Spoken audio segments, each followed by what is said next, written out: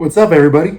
How's it going? Welcome again to the Jaredcast. This is still the new version of the Jaredcast that does more focused movie reviews. Hopefully, you enjoyed the last episode, which was about Furiosa, a Mad Max saga. This one is about In a Violent Nature, the latest art house slasher movie, I think is a good way to put it. A lot of people have also compared it to slow cinema due to its unique pacing and its long, extended shots of just walking through nature. But yeah, it's been kind of divisive even in the horror community. Normally, when a movie goes this hard in the paint, uh, the horror fans are all over it. They gobble it up. But I think the aesthetic style of this film really has divided it in general audiences and amongst the horror audiences, which I think is cool. I think that's really interesting. So I'm excited to dive into this one with you. But yeah, we're still trying out different backgrounds right now. I have this ambient anime nature background going on. Um, and maybe I'll show off a different Blu-ray every time. There's my Blu-ray edition of my Arrow edition Blu-ray of Audition, one of the best movies ever. And then here is Space Cop Lilandra, a styrofoam mannequin head that I decorate my lamp with. Anyway, yeah, so let's get started on a non-spoiler review. I like this movie. I think I can understand why other people don't, though, and so I don't. It's definitely not for everybody. So I recommend it if you're a fan of like a wide variety of cinema genres. I think this movie mixes a lot of stuff and also pays homage to classic 80s slashers in a really nice and interesting way. I also think that, if you have a low amount of patience for kind of for the stupid things that people do in horror movies, or if you have a low amount of patience for low budget horror, I think you probably won't like this movie. There was a guy who was checking his watch for the first like 15 minutes of the movie, the entire movie, and then he walked out after the first kill. He sat next to me on opening night, and yeah, so it definitely wasn't for him, and I don't blame him. That's fine. That's cool. That's what he feels like. I feel sad for him because he missed the best kill in the movie, but personally, I really like this movie. I've talked to a couple other people who saw it, and they like it as well. So I think yes, In an Evil Nature is it's a recommend for me, but there are some things that I don't like about it. I'll get into those in a little bit. For now, I'll stay with what I like about it. I think the killer is very awesome. He's very cool. He's kind of got that single mindedness that we like from Michael Myers, from Jason, from Leatherface. He's very driven by one goal only. He is kind of a tank. So he's very, very hard to beat. He's very, very hard to overpower, and so this gives you a kind of sense of dread when he's about to pounce on his prey and hunting them. Um, but I think overall the performance of the killer was great. I don't really remember his name. I'll put it right here. Yes, and very, very good performance. I was impressed by the physicality and by the simplicity of his walk and of his fight scenes and of his killing scenes.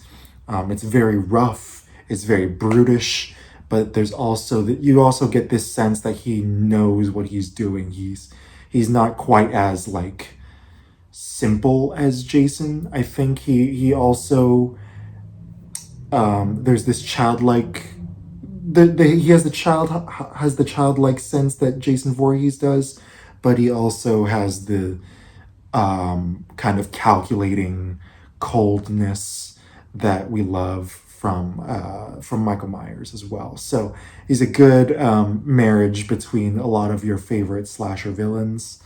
Um, it also, I think, in a violent nature separates itself by switching perspectives.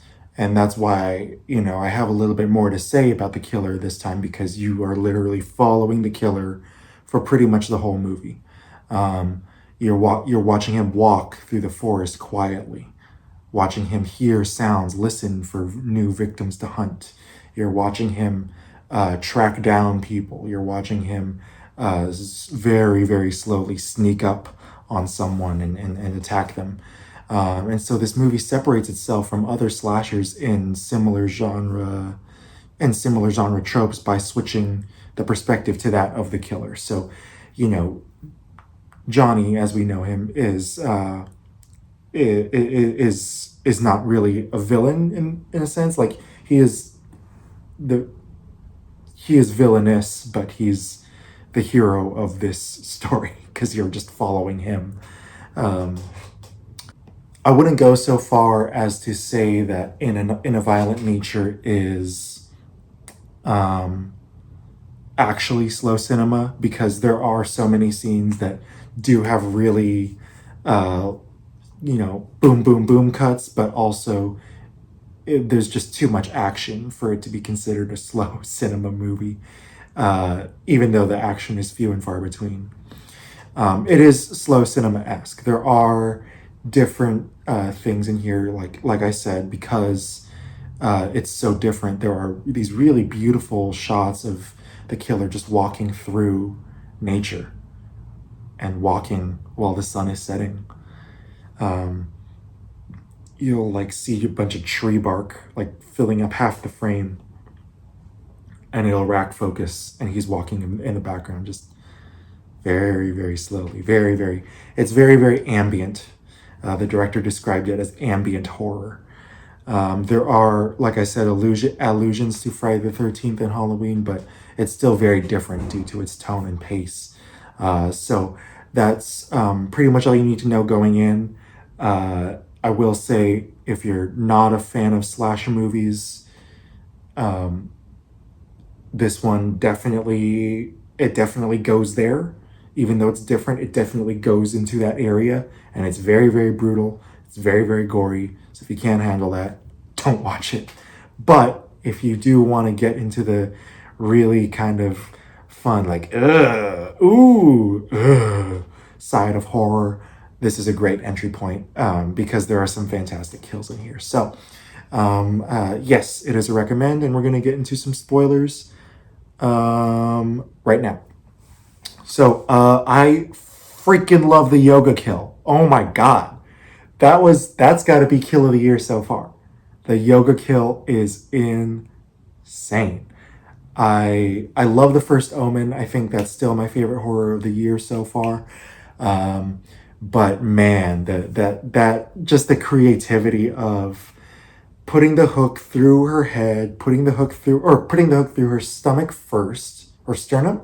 It goes into her back, in outer sternum, makes a hole. He rips out the back, puts another hook in her head, and then I guess drags her head, drags the hook through her stomach, drags the hook on the chain through her stomach, and pulls her head off, and pulls her head, and then folds her body, and then dumps her down the hill. And like, it's so like, why? Like, I love the creativity of it, but oh my god. I was dying, dude. Everybody was like, oh, I heard people gagging. I heard people groaning. I heard people saying no. But I was giggling, man. It was so much fun. Really great special effects. I think that might have been the best effects in the film. I think the other really good effect is the is with the wood splitter kill. Um, there's a point where they transition to a dummy, and they transition to a practical dummy that he chops up with the wood splitter. Um, and I can see the transition, but it still looks good. And what's nice about the dummy is that they kept his eyes moving so that it still feels like, yeah, he's paralyzed, he can't do anything about it, but he's aware. That is an interesting kill too.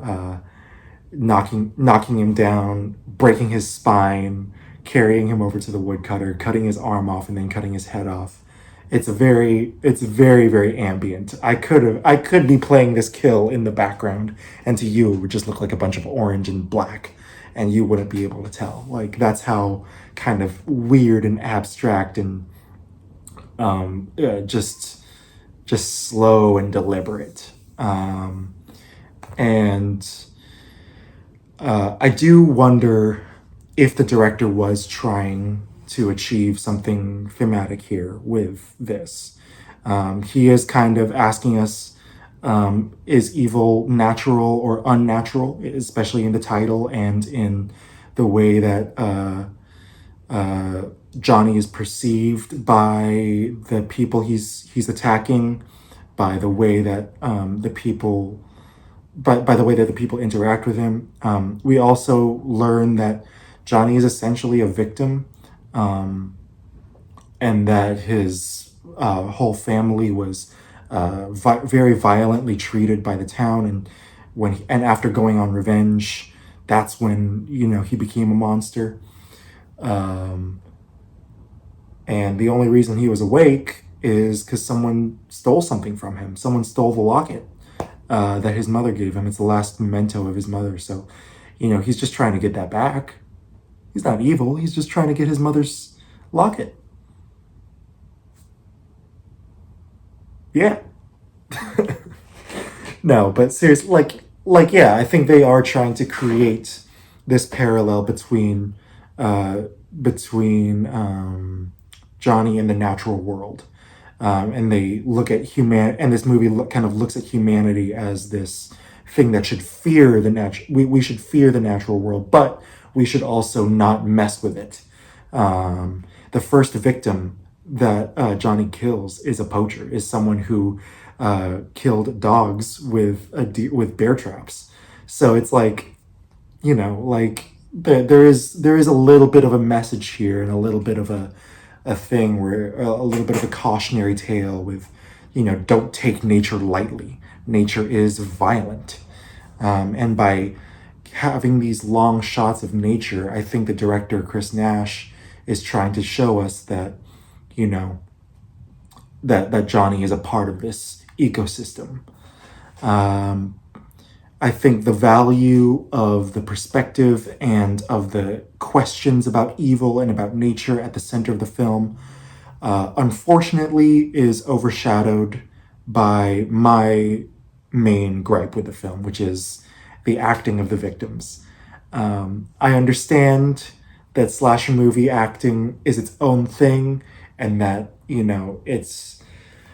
it's okay that people are kind of hammy and people are kind of overdoing it and kind of uh, playing assholes, playing their just playing to a general stereotype of an asshole teenager or an asshole youngster. Um, but I think it kind of undercuts the film's message for me, unfortunately, because I think, there's this really wonderful there's just this really wonderful thing between Johnny and the forest around him, and the way Johnny interacts with people, like, as just kind of being this cold, like, force of nature. I just really wish that there was a little more authenticity in the performances of the victims. Now, that's not roasting, the actors. They're probably just being told what they're doing, what to do. Um, and, I understand that this is a low budget film, and so you can't afford, maybe a veteran actor, but I think putting more love and care and attention into the performances of the victims, writing the characters better so that they have a little more meat to them and have a little more, and we carry a little more sympathy for them, I think would challenge the central question of the film more, and also would make me feel a little more bothered by the kills. Um, I understand too that this movie is a movie that makes you want to admire the artistry of the gore and admire the artistry of the slasher movie kill that the director came up with.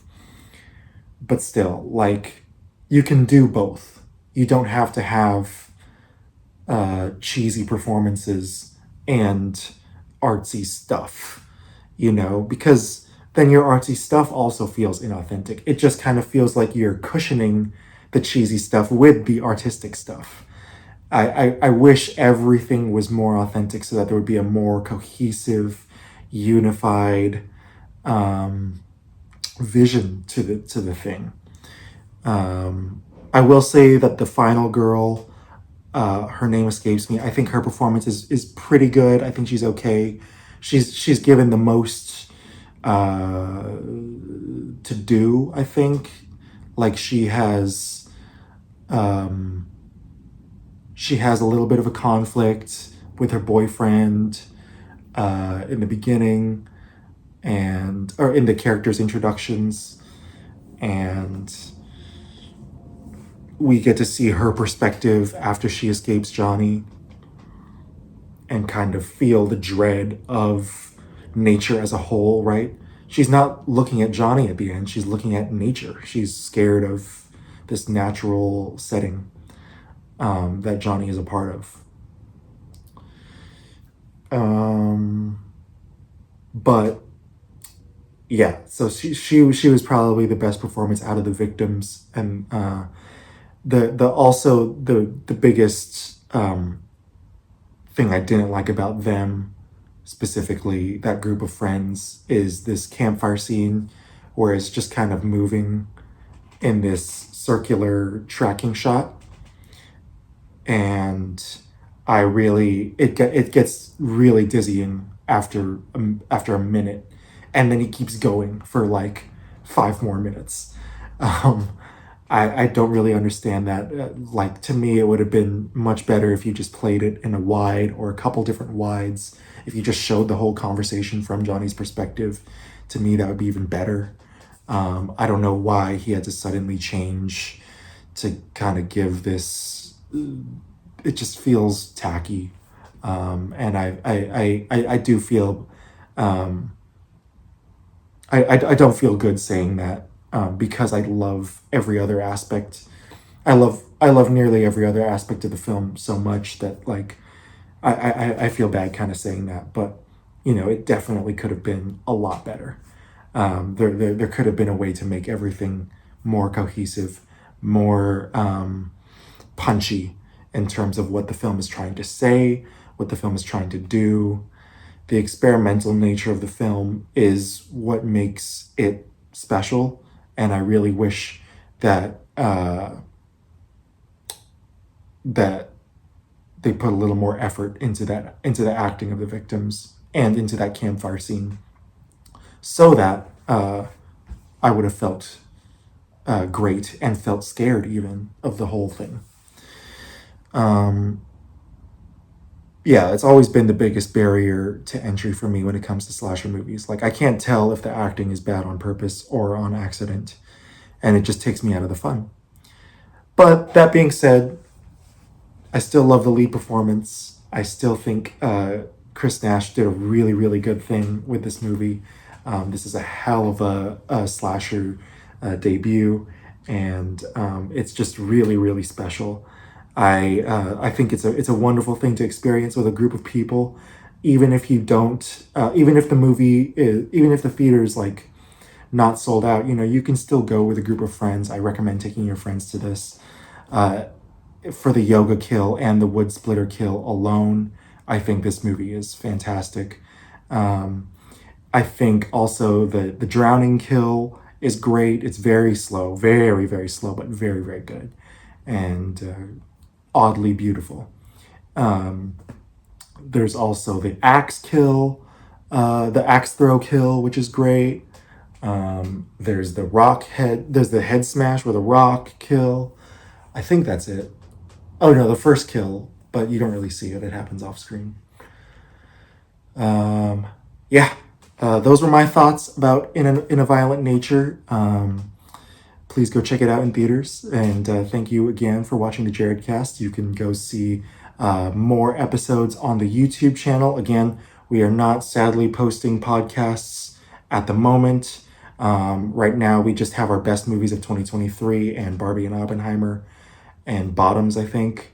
And that's all we have, unfortunately, on our podcast platforms. But you can find every episode on YouTube. Please continue to watch and support the channel. Thank you so much for tuning in. That was In a Violent Nature. And yeah, we love you. Goodbye.